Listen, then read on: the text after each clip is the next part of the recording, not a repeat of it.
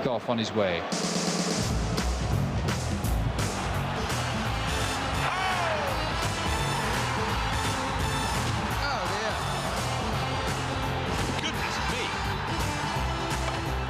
There. Hey, look at that! Have you ever seen anything like that? And here comes Hurst. He's got some people on the pitch. They think it's all over. It is now.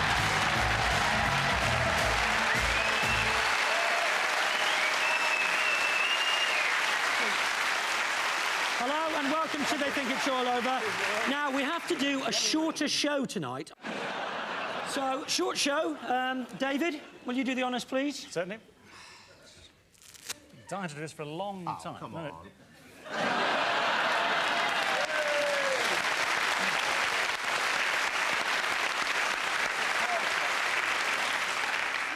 With David and Jonathan this week is the former long-term manager of Lennox Lewis, who now writes a column in the Sunday Sport. So look out for his next promotion, Elvis versus Lord Lucan. It's Frank Maloney.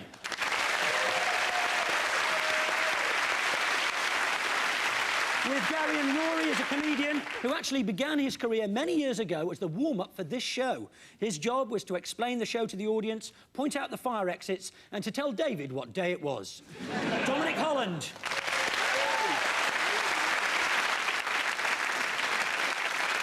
Nick, may I start by addressing the nation? Please.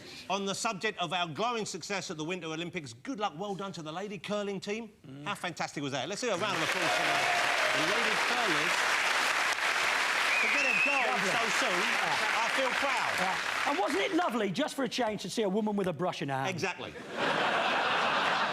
I'm hoping next Winter Olympics we'll see the formation dusting and the synchronised duvet cover changing. Although with the broom, did you see the Chinese team got called out for cheating? They were using a hoover. OK, well, that's uplifted everybody, I think. We kick off with Sporting Bluff. Gary, Rory and Dominic, your question concerns Frank Maloney here and his former charge, world heavyweight champion Lennox Lewis.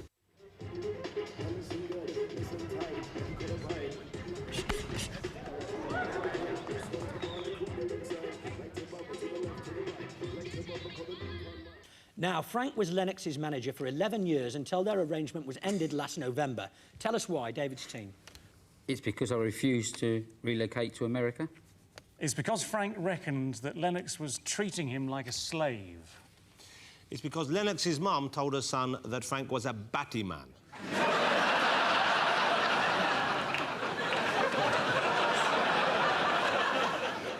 Do you know who Lennox Lewis is, Jonathan? Can I ask Frank something here? And I think I'm speaking on the nation here. We want to know, and I think we have a right to know, the one big question about Lennox Lewis. I want you to tell me now. I don't want you to fudge the issue, OK? No mincing your words. I want you to come out and tell us, is Lennox Lewis going to beat Tyson when they finally finish? It's because Lennox's mum told her son to get rid of Frank. So, Gary's team, did Frank refuse to emigrate? Was it slavery or was it Lennox's mum? Your first mistake there, Frank, is you're not looking at the right way, mate. I'll tell you what, though, you do a great Frank Spencer. Do you like America? You been to America? I can't wear that Union Jack suit in America. Hold on, you can't actually quiz the other two. Gary, you've been working with an old friend of the show, haven't you, Posh Spice? Gary has done a crisp ad with Posh Spice. How about that, yeah? The same week... Hey, the nation's two favourite people. Listen to the audience. The public don't lie. Gary Lineker and Posh Spice. And the same week... and a few days later, she announces she's pregnant. Apparently he treated you like a dog, didn't he, Frank? Don't ask him questions! Must be odd, though, being a boxer's mum. Because mums spend their lives telling the kids not to fight. Do you think when he was naughty, she made him stand in the corner for 2 minutes?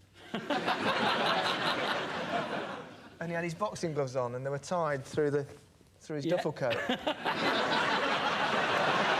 That's your laugh of the evening. You can go home now. Pressure's off. For me, I think it's probably because he was fed up with being treated like a slave. So you think that David was telling the truth? Let's see if you're right.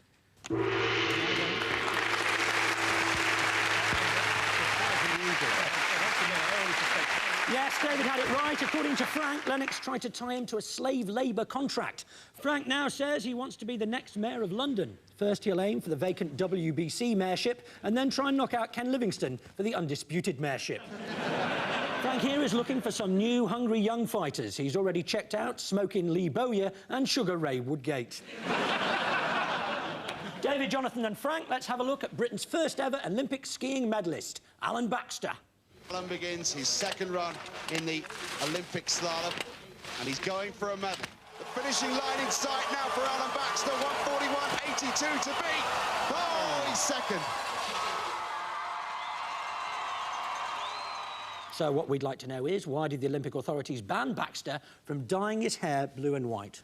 Alan Baxter was banned because it is illegal for men to have multicoloured hair in Utah. Alan Baxter was banned because the French objected that blue, white and red are their colours.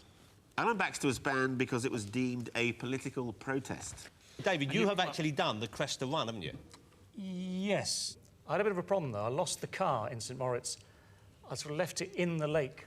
We took the car out on the lake just for, you know, it's a bit of fun, and left it there because we hit the grey bit instead of the white bit, if you see what I mean. David Adolf Gower, had you been drinking? Well, more than usual, yeah. Gary, can I just say, has anything dull happened to you? Well, yeah, we left the car there overnight. 'Cause it couldn't quite get it out. And when I rang my man in the morning, I said, do you mind, Heinz his name was, do you mind looking... True, hotel manager's name was Heinz. Was he 57? Finish it off, or else we'll all be... people at home will think you've got Alzheimer's. They know that already. OK, so I said, Heinz, can you just check on the lake, see if the car's there? He said, Mr. Gower's no car on the lake. I thought, The best thing is, he leaves the car on the ice, right? You'd be worried the next morning, wouldn't you? But rather than go and look himself, he sends the hotel manager. Thanks. Room service, yes, I think I've left a car that might have sunk into the lake. Just pop out and have a look for us, would you, old man? it cost me 21,000 francs to the car, 5,000 francs to the Swiss police to float it when the ice started to melt, a small fee for the lawyer whose only advice was leave the country immediately. I've had that lawyer. What a marvellous story. I want to hear it again. You will. You get a car back, David, in the end. We don't give a shit whether he got his car back. Although, you know, that... We just wish he'd been in it! You know, that wonderful story is currently being made into a feature film with David's part being played by Dame Judi Dench, I believe. So, anyway, the question was... It's going to be called Lord of the Rink.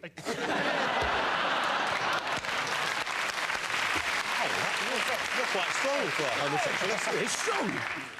Speaking of dyed hair and blue hair, David, you had your hair dyed blue once, didn't you? Although, to be fair, it wasn't on purpose. It's just that he left the socks in when he was drying it, and it's the colour sort of... Yeah. You've had your hair cut as well. Yeah. I like the fact you've gone for the George Clooney look. Yeah. Right on top of the Bernard Manning face you're sticking with it. Absolutely. Did the French object because their ladies' team had already all done their underarm hair blue and they thought it was the right stuff? You know what? I don't mind the hirsute lady. I slept with a French girl in the distant past many years ago in my youth. God, she was hairy. She was hairy all over. I didn't know whether to shag her or wipe my feet. Turned her over. She'd very thoughtfully shaved welcome into her back. It was very... Of course, it was in French, so I didn't understand it. What about an answer? Well, I'm pretty sure it's the politics, because wasn't there some rule about this? It was meant to be, it's sort of a patriotic statement, or it's a potentially sort of nationalistic statement if you do all your hair like that. Right, like so that. you think that Rory was telling the truth. Politics. Let's see if you're right.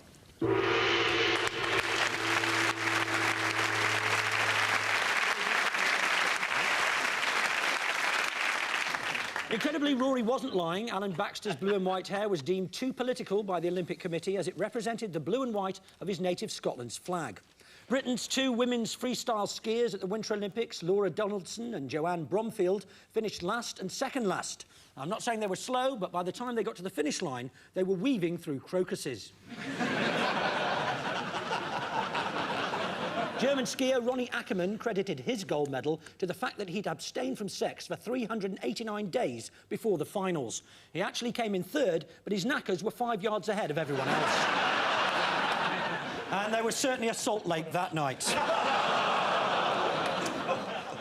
And at the end of that round, David's team have 3 points and Gary's team have 3 points. sorry.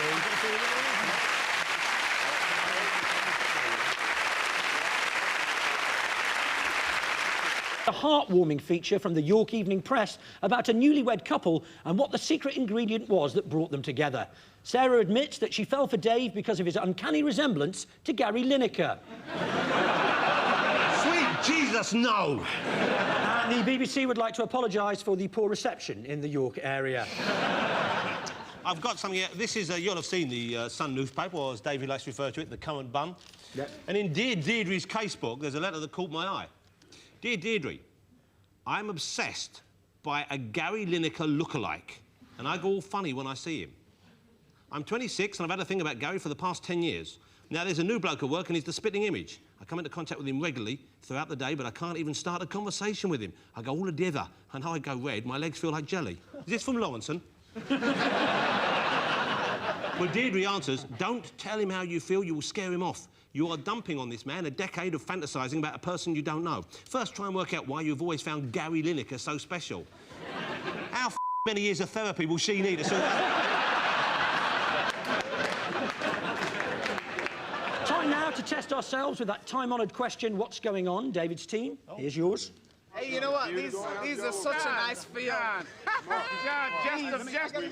These gloves are such a nice feel. He doesn't own those damn gloves. Right. That's not what No, you're full of bullshit. You are bullshit. We may just sling out all the gloves and start again in that case. So what the dickens was that all about?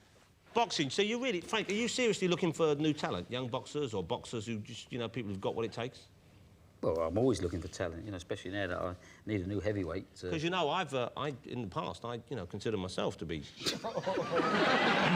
The only reason I gave up my promising boxing career is because we received thousands of letters from ladies asking me not to put my beautiful and perfect face in the line of danger. I just said I'd love to see you boxing. Yeah. With a gum shield in, so we couldn't hear you. How much do you weigh, Jonathan? I weigh 9.5 stone. Really? Yes. That's just his tongue. That's that. The camera puts pounds on, we all know it. That's 9.5 stone. I tell you what, though, don't hate me because I'm beautiful. I could no more help being born perfect than Gary could help being born a perfect sportsman, or David could help being born despite his parents visiting all the backstreet clinics that were available. The amount of gin your mother drunk was unbelievable. She was always throwing herself downstairs, poor woman. Stop it now! Stop it! Could you stand up and let me have a look? Now, you know what? You're going to be tempted to sign me up when you see this. Look at that stance. Certainly. What are they... You're not playing a fruit machine. It's I can do it with both hands as well, Frank. Look at that. You try and get past that, I tell you. It's impossible. There's no known defence for that. Ask my wife. Ask the kids. What's going on there? Ask the dwarf who lives next door. Ask the cow that you keep milking. Who do you look after now, Frank? Which boxers now? Scott Harrison. Scott Harrison. He's very good, isn't he? Never heard of him, mate. That's Prince Nassim, isn't it? Why is he called the Prince? I heard he had another nickname in boxing. I heard it was known by those who know as the Wanker. Is that correct? Because presumably he must be wanked, what, first or second? And he's in his... But he's known as the Wanker, isn't he? I refuse to comment. Frank, what do you think? You know boxing, you know boxing inside out. You know boxing better than I know the back of my hand. I think that's probably to do with the colour of the gloves. Yeah. If I remember right, Hamid insisted on green gloves. Yeah, yeah. And the Mexican wore yellow gloves. Yeah. So there was a big row over... And then when they bought the green gloves, and Hamid said, sod the green gloves, yeah. I'll wear the same gloves as the Mexican. It's a correct answer for 3 points. Well done, Frank. Yeah. Very good, Frank. That was an extremely grown-up discussion between the camps of Nassim Hamed and Marco Antonio Barrera to decide which gloves each fighter would use for their fight back in April. Naz's brother had been dispatched all the way to Mexico to get some special green goatskin gloves. But when the little prince saw the yellow gloves Barrera had picked, he decided he wanted those instead. The dispute was resolved by giving both boxers red gloves.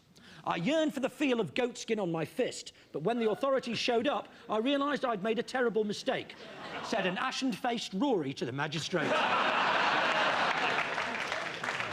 Incidentally, we were only allowed to show you that footage if we signed a binding contract promising to plug Nassim's next fight. So the place, Wembley Arena, the date, March the 23rd. That's if you want to see the country's #1 uppity, spoilt brat having a fight over a pair of gloves. Gary, Rory and Dominic, it's an unusual goal from Germany for you. Well, look at Kurt Meyer. He's taken up an excellent position on the edge of the box. And here is Meyer, looks up.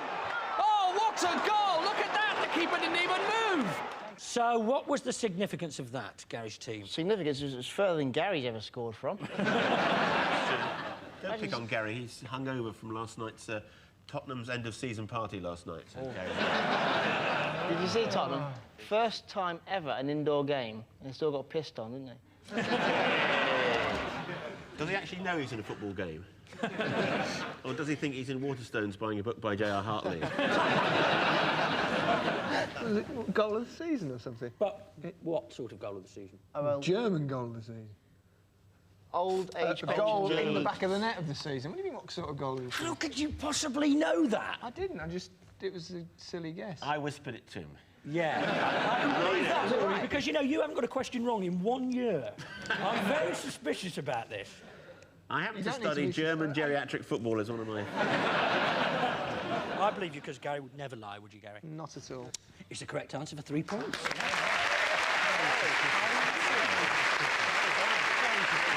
Very suspicious. That was a goal from 80-year-old Kurt Meyer in a Veterans Cup game, which was actually voted Germany's goal of the year for 2001, ahead of all the goals scored in the Bundesliga.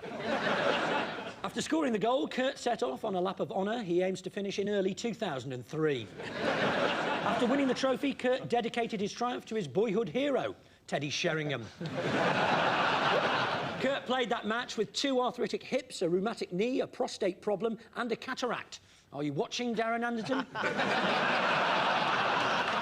And at the end of that round, David's team have 6 points and Gary's team have 6 points.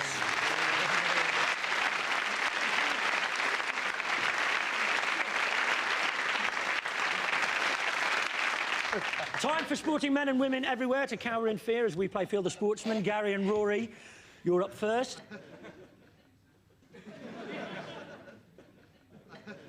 And can we have our first mystery guest, please?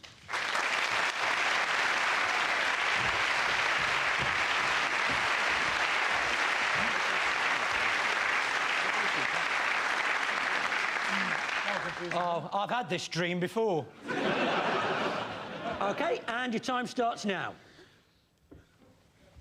This is a bloke with an oversized anti-wanking device here. Where are you, Gary? Say something. I'm over here, Rory, over here. There's something here. What's this?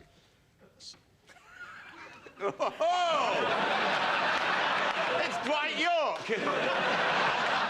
Is it Jonathan Woodgate talking to a witness? One bloke behind another. It's not the Chicago Fudge Packers or anything, is it? No. There's a tiny little bloke here, Rory. Little Where are you? Here. Linus, have another one. Is that your helmet? Yeah. Oh, bad luck. It's in fact the British baseball team.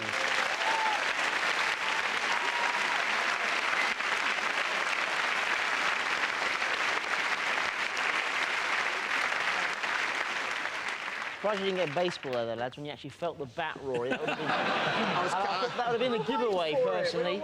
He was too busy trying to get in the "Oh, Gary, is this your helmet?" joke. Jonathan, David, take this in. Frank, I want you to watch my form carefully. I'm going to do some moves out here, and I think you'll see. And possibly... Shows your footwork, Jonathan. Look at those boots. You nicked those off my wife. Relax! I know you were around there last week. Relax! Relax! Come on, try and stop me. Stop. Blimey, it's hard work, isn't it? And can we have our second mystery guest, please?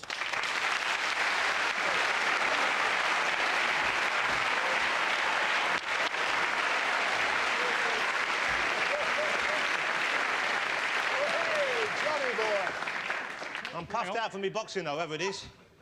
You're going to be more puffed out in a second.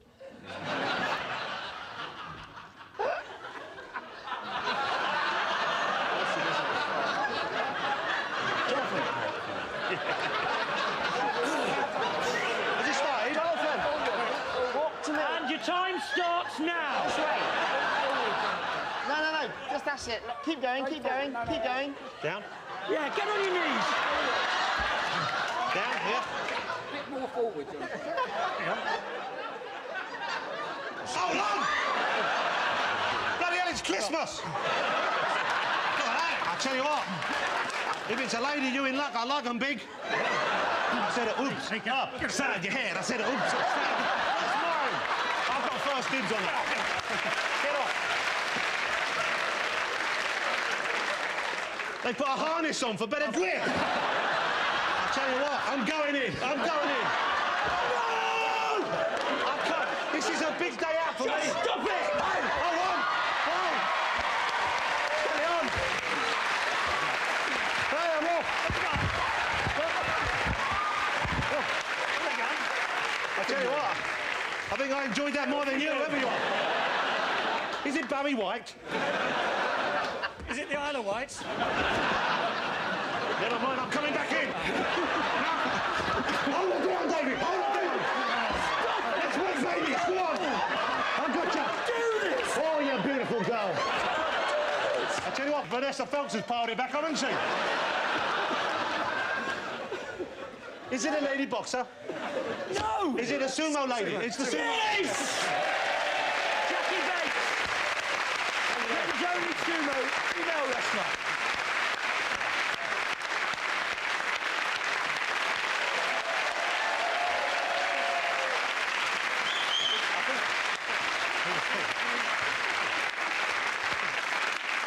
So at the end of that round, Gary's team have 6 points and David's team have 9.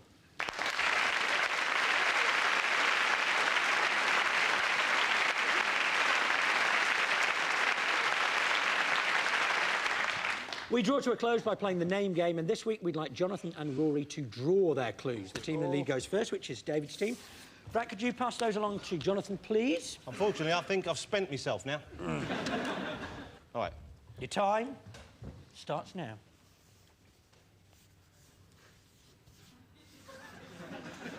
Boxer, Frank. There's somebody washing up 2 plates. King. No, look, that's Crown. Yeah, Prince Henry. Yes, Prince, well done, OK.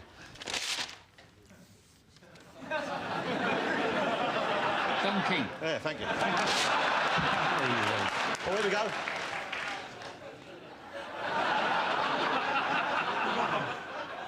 Who's that?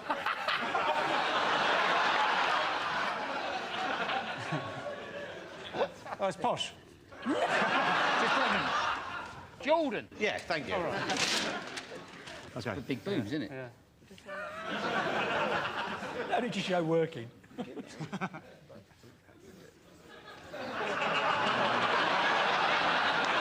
Lawrenson. Yeah. Mark Lawrenson.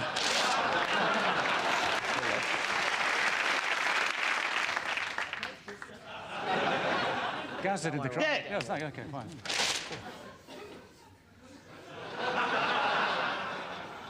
Phil Thompson. Yeah. Very good. It's a new Gerald Scott. OK, so you've moved on to 15, which means that 10 will win it for you, Rory. Pass those along to Rory, please. 2.5 minutes. Don't look at this pile of cards here, will you, Gary? Your time starts now. Ball. Yeah. Ball. Seagull, birds, Bloke. Yeah. old bloke. Yeah. Old bloke playing football. Oh, German bloke. playing football! Name. Fantastic. Oh, Kurt Meyer.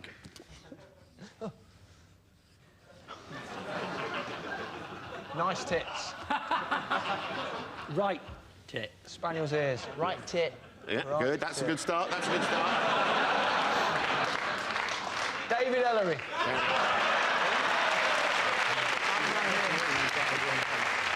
Nothing. I'm not saying anything. I'm not saying Okay. anything. Table tennis. Tennis. Tennis, Tennis. excellent. Okay, here we go. Kornikova. Anna Kornikova. He's drawn that before. Posh Spice. Yeah. That's what he usually draws. That's just an indication of what sport it is. Cue, snooker cue. Steve Davis. Very good. Steve Davis, perfect, isn't it? OK, it's the sport. Nice, easy one here. Golf, Faldo, Tiger Woods. Colin Montgomery. Colin Monty. Yeah, finish it.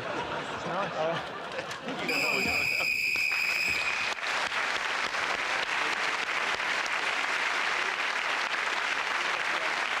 So, you've moved on to 11 points, but this week's winner is David's team with 15.